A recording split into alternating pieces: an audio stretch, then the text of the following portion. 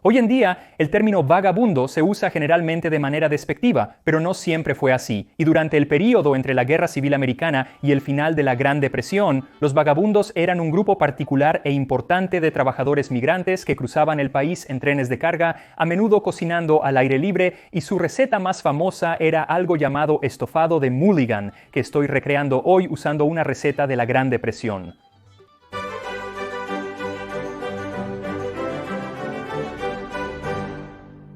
Así que tengo que admitir que antes de investigar este video, nunca había pensado realmente en el término vagabundo o en la subcultura que eran los vagabundos a finales del siglo XIX y principios del siglo XX. Pero luego leí este libro llamado Riding the Rail: Teenagers on the Move During the Great Depression, y rápidamente tuve una nueva apreciación por un grupo muy grande de personas que, por elección o por circunstancias, jugaron un gran papel en ese periodo de la historia de América. Lo que me sorprendió realmente fue lo cohesivo y organizado que era este grupo de personas en aquel momento. En 1889 celebraron una convención nacional, a menudo estaban sindicalizados, tenían su propio periódico y universidades y vivían juntos en grupos llamados junglas, y es ahí donde primero escuchamos sobre este plato llamado estofado Mulligan. En 1923 se escribió sobre el vagabundo que no solo cocina su propia comida, sino que incluso ha inventado platos que son peculiares para la vida en la jungla. El principal entre estos es el estofado Mulligan, una mezcla de verduras y carne, y un libro de canciones de vagabundos escrito en 1930 afirma que Mulligan es la única contribución del vagabundo a la viticultura estadounidense. Sus ingredientes varían utilizando cualquier verdura y carne disponible en su elaboración. El vagabundo considera este plato su favorito nacional, y muchos muertos, es decir, personas que han bebido en exceso, mantienen un gran afecto por él. Este guiso es muy sencillo. Es básicamente solo un guiso de carne de res o incluso solo un guiso de carne y verduras de cualquier tipo que generalmente se hacía en una olla de lata o una lata sobre un fuego abierto, pero el problema es que muy a menudo estas personas estarían en movimiento y por lo tanto no tenían mucho acceso a carne fresca y verduras frescas, y por lo tanto a menudo se hacía con cosas que podrías llevar contigo durante días o incluso semanas a la vez, y encontré una receta de la última depresión que es básicamente eso. Consigue una lata mediana de carne en conserva y una cebolla, ambas picadas finas. Una lata número 2 de guisantes con líquido. Una lata número 2 contiene aproximadamente 2 tazas y media de guisantes en líquido. Hoy es difícil encontrar ese tamaño, ya que una lata estándar es un poco más pequeña, por lo que necesitas alrededor de una lata y media. Luego una botella mediana de ketchup de tomate. De nuevo, el tamaño estándar del tomillo parece ser de 340 mililitros y tengo que decir que eso es mucho ketchup. Luego una taza o 235 mililitros de agua y sal y pimienta al gusto. Usé aproximadamente un cuarto cucharadita de sal y 1,5 cucharadita de pimienta. La receta indica que se coloquen todos los ingredientes en una cacerola y se cocinen a fuego lento por cerca de 1 hora. El sabor mejora con el tiempo de cocción. Es simple pero interesante. Quiero decir, no creo que alguna vez haya cocinado una sopa con tanto o cualquier ketchup en ella, y nunca he abierto una de estas latas de carne en conserva, pero es algo divertido. Incluye una pequeña llave que se inserta en la parte inferior y se gira alrededor del borde para abrirlo fácilmente. Lo desagradable es el olor y apariencia de la carne enlatada en su interior. Huele un poco a comida para gatos y francamente también parece, así que esperemos que el proceso de cocción sea transformador. Para cocinar este estofado Mulligan, todo lo que tienes que hacer es agregar el agua y los guisantes con el líquido a una olla y llevarlo a hervir a fuego lento. Luego, mientras se calienta, pica muy fino la carne en conserva y luego añade eso a la olla junto con la cebolla y el ketchup. Revuelve eso y luego añade la sal y la pimienta. Y puedes agregar más sal y pimienta más tarde al gusto, pero te diré que hay mucha sal en prácticamente todos los demás ingredientes, por lo que realmente podrías no necesitar agregar nada en absoluto. Cuando hayas agregado todo, reduce el fuego al mínimo y tapa la olla. Quieres tener esto a un ajuste muy bajo porque no quieres que hierva demasiado. Solo quieres que esté lo suficientemente bajo para que esté burbujeando cuando levantas la tapa y puedes revolverlo de vez en cuando, pero realmente solo lo dejas ser durante 1 hora o incluso más. Sí dice que el sabor mejora cuanto más tiempo se cocina y eso será suficiente tiempo para pedirte que te guste este video. Suscríbete. Realmente ayuda mucho al canal y me mantendrá por aquí para poder contarte un poco más sobre la historia del guiso de Mulligan, un guiso que proviene de un grupo de personas muy interesante. Entonces, como dije al principio, la palabra vagabundo a menudo se usa hoy en día de manera despectiva para referirse a cualquier persona sin hogar, pero no siempre ha sido así. Algunos la usaban de manera despectiva, pero muchos no la usaban así en absoluto y realmente solo se aplicaba a un subconjunto de esas personas. Henry Louis Mencken, el maravilloso escritor, escribió una definición que puede explicarlo mejor de lo que yo puedo. Él escribió: los vagabundos y los vagos suelen ser agrupados juntos, pero en su propia visión están claramente diferenciados. Un vagabundo o bú es simplemente un trabajador migratorio. Puede que tome unas vacaciones algo largas, pero tarde o temprano vuelve al trabajo.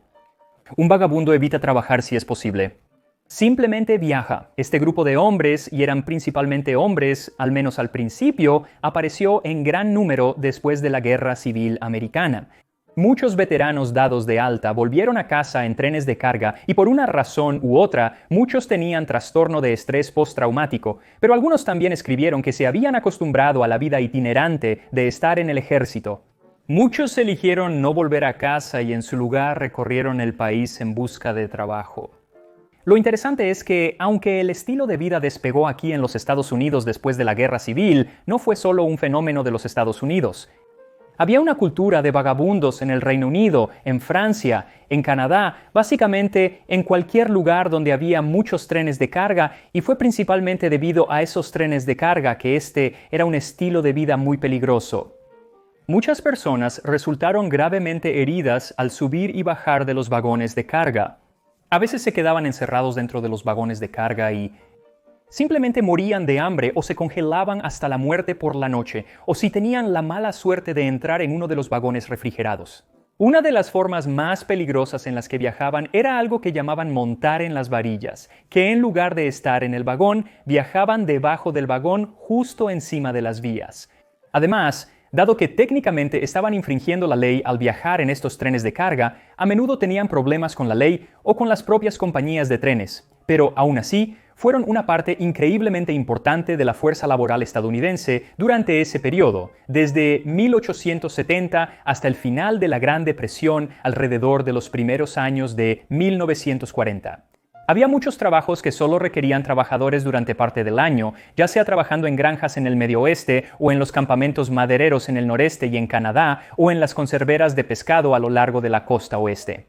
Muchos de estos trabajos proporcionarían vivienda y comida durante los meses de empleo, pero luego, típicamente durante el invierno, el trabajo se agotaría y los vagabundos tendrían que viajar de regreso a las ciudades donde establecerían estos barrios de chabolas que llamaban junglas, y fue aquí en estos barrios de chabolas donde su cultura realmente se unió y había toda una cultura en ese momento. Incluso tenían su propio idioma, y muchas de las palabras se escribieron en los años 19 y 20, y muchas de ellas tenían que ver con la comida.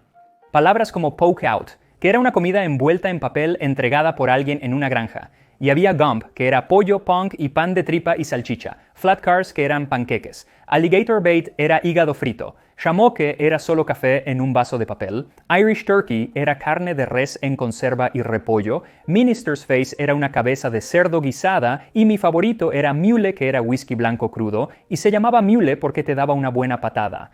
Supuestamente también desarrollaron un sistema de símbolos que dejarían en postes, cercas y vagones de carga en todo el país, informando a otros sobre las direcciones o si una zona en particular era amigable o hostil para los vagabundos. Y digo supuestamente porque no está claro cuán común o incluso veraz era este sistema, al menos al principio porque provenía de los vagabundos. Ellos fueron los que contaron a la gente sobre este sistema, pero el hecho de que lo contaran lo hace menos secreto, y la mayoría de ellos salió a la luz gracias a un solo autor llamado Leon Ray Livingstone, alias A Number One. Fue el vagabundo más famoso del mundo a principios del siglo XX y escribió 12 libros sobre su vida viajando al estilo vagabundo. Romantizó el estilo de vida y compartió aspectos de la cultura vagabunda que sí existían, pero luego hay otras cosas que absolutamente exageró o simplemente inventó. Se trataba de romantizar el estilo de vida y crear un misticismo alrededor de ser un vagabundo, y los vagabundos de la época se inclinaban hacia este misticismo, y esta versión romántica de la cultura vagabunda en realidad llevó a muchos jóvenes a querer vivir este estilo de vida incluso cuando las circunstancias no necesariamente dictaban que necesitaban hacerlo. Y por lo tanto había aproximadamente 700,000 vagabundos recorriendo los Estados Unidos para 1911, y con tantas personas, la cultura vagabunda se volvió más y más organizada en gran parte debido al trabajo de James Eades Howe, quien a menudo era conocido como el vagabundo millonario, y no era solo un apodo, él era realmente un millonario. Era el heredero de una vasta fortuna de una familia de St. Louis, que simplemente decidió vivir la vida como un vagabundo, y después de algunos años viviendo la vida, pasó mucho de su tiempo tratando de encontrar formas de elevar esa comunidad. Fundó la Asociación Internacional de Bienestar de la Hermandad, que era un sindicato para trabajadores migrantes, y publicaron un periódico llamado Hobo News, que incluía poemas, cómics y artículos sobre cómo vivir la vida como un vagabundo, así como noticias sobre empleo estacional y organización de sindicatos. También organizaron universidades de vagabundos que funcionaban en varias ciudades diferentes durante los meses de invierno de desempleo. La más exitosa estaba en Chicago, y esa universidad no solo proporcionaba comida y alojamiento, sino también clases. Los vagabundos podían tomar clases de oratoria y derecho, ciencias sociales e incluso filosofía y literatura. Como el mismo Howe escribió en 1907, el objetivo de la Hermandad de Bienestar es doble. Quiero hacer de los vagabundos no solo mejores ciudadanos, sino mejores vagabundos, y quiero que el público aprecie qué es el ritmo, cuáles son sus derechos y cómo se le debe considerar. Ahora, para mediados de los años 20, la economía estaba en auge, y esto llevó a menos personas a unirse al estilo de vida de vagabundo, pero iba a haber un último gran aumento en el número de personas que vivían el estilo de vida, y eso llegó con la Gran Depresión. Para finales de 1930, a medida que más y más personas perdían sus empleos, las junglas de vagabundos alrededor del país comenzaron a llenarse de recién llegados, y una de las más grandes estaba cerca del Parque Grant en Chicago, y a medida que crecía en tamaño, se le apodó Hooverville, en referencia al presidente Herbert Hoover, a quien muchos culparon por la falta de acción en esos primeros días de la Gran Depresión. Otras ciudades de chabolas alrededor del país, ya sea que comenzaran como junglas de vagabundos o simplemente como grupos de personas que se volverían recién sin hogar, adoptarían este término de Hooverville, pero cuando se trataba específicamente de vagabundos, este periodo realmente vio un enorme aumento en sus números y con personas de todos los estratos sociales. Y esto en realidad llevó a que muchas más personas vivieran la cultura y disfrutaran cosas como el guiso mulligan, lo cual a algunas de las personas que habían sido vagabundos durante mucho tiempo les molestó y eran como que no lo estás haciendo bien.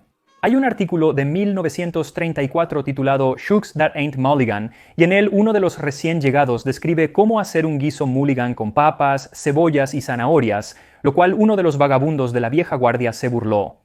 ¿Zanahorias? Matices epicúreos. ¿Qué crímenes verbales se cometen en nombre de la buena comida? ¿Alguien ha escuchado de zanahorias en un guiso mulligan? Las zanahorias no tienen más lugar en un guiso mulligan respetable que la salsa Worcestershire en una taza de café humeante. Cualquier persona o periódico que pusiera zanahorias en un guiso mulligan vertería mostaza amarilla sobre un jamón horneado con azúcar. Por mucho que los viejos quisieran proteger su guiso mulligan, no había forma de detener esta nueva oleada de vagabundos que entraban en su cultura durante la Gran Depresión, pero no solo eran ahora los vagabundos los que hacían mulligan, era todo el mundo. Con la romantización de la cultura de los vagabundos a través de cosas como los escritos de Leon Ray Livingstone y la popularidad del personaje de Charlie Chaplin, el vagabundo, incluso aquellos que no vivían la vida, comenzaron a adoptar aspectos de la cultura, incluyendo la elaboración del guiso mulligan. Es en los años 30 cuando empiezas a ver muchas recetas de guiso mulligan apareciendo en libros de cocina y en periódicos, aunque estas recetas generalmente se hacían con carne de res fresca y verduras frescas, básicamente un buen guiso de res.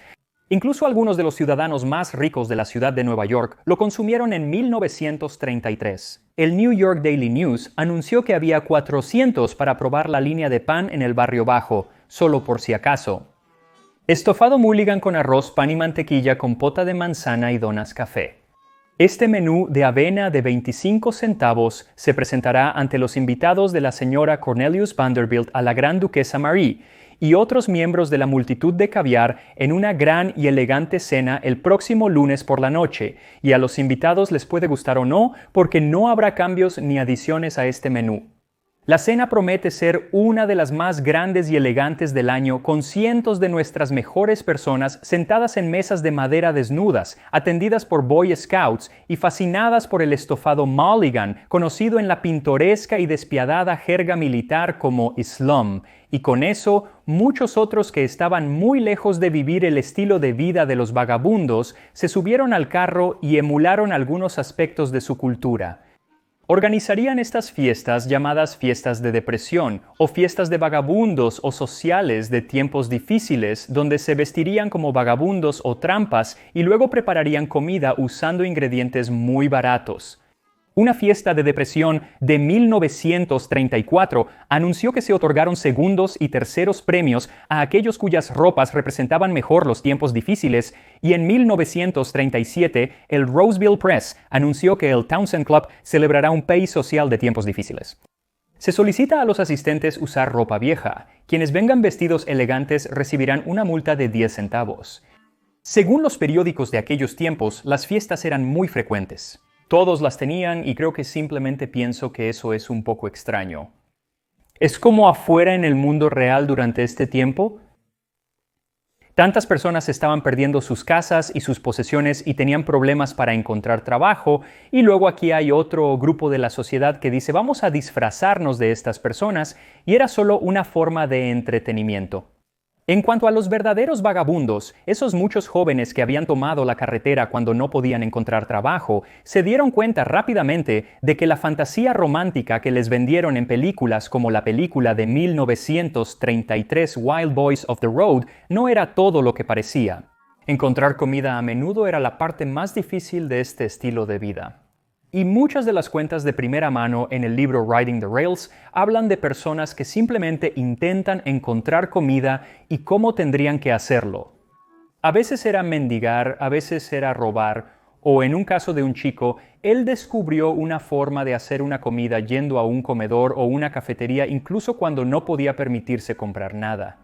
En la mayoría de los cafés servían un vaso de agua, en las mesas había ketchup y galletas saladas. Bebía agua, añadía ketchup al vaso y mezclaba con galletas saladas. Ayudaba cuando era tu única comida del día, pero quizás Kingsley Davis, que era un sociólogo que estudiaba este grupo en los años 30, lo expresó mejor cuando habló de esta nueva cosecha de vagabundos. Él dijo que 500,000 de jóvenes estadounidenses salieron en busca de la olla de oro al final del arco iris.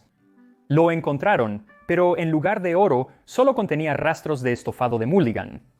Ahora, a muchos de estos jóvenes se les dio un respiro cuando encontraron trabajo con el Cuerpo de Conservación Civil. Este fue un programa que hizo de todo, desde ayudar a construir los parques estatales y nacionales en nuestro país hasta trazar muchas de las carreteras y senderos.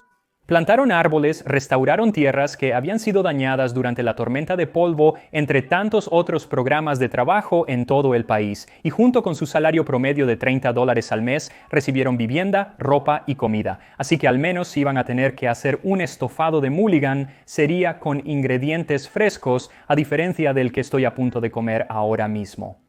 Aquí estamos, estofado de mulligan de la Gran Depresión. Huele muy bien. Huele mucho mejor de lo que esperaba, así que veamos cómo sabe.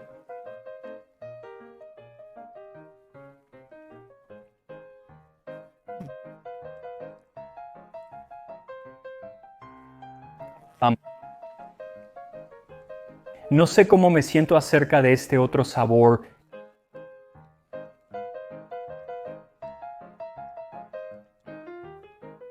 Así que en general el sabor es realmente agradable, Esta puede ser la única vez que he dicho esto en mi vida. Es un poco demasiado dulce, creo. La cantidad de ketchup que hay ahí es mucho ketchup. Y ese es el sabor dominante que estoy obteniendo, y me pregunto si tal vez el ketchup en los años 30 no era tan dulce como el que usamos hoy. No lo sé, es un poco dulce, pero el sabor es muy agradable, así que creo que si redujeras el ketchup y añadieras tal vez solo más verduras enlatadas o algo así, realmente sería bastante agradable y es contundente. La carne de res en conserva se ha desintegrado en pequeñas migajas. Así que estás obteniendo esa textura, pero realmente no estás obteniendo mucho sabor de ella. Pero no está mal. Ya no tiene el sabor olor a comida de gato, lo cual está bien. ¿Sabes? Si tienes mucha hambre y estás en la carretera, esta sería una buena comida. Nos vemos la próxima vez en Degustando Historia.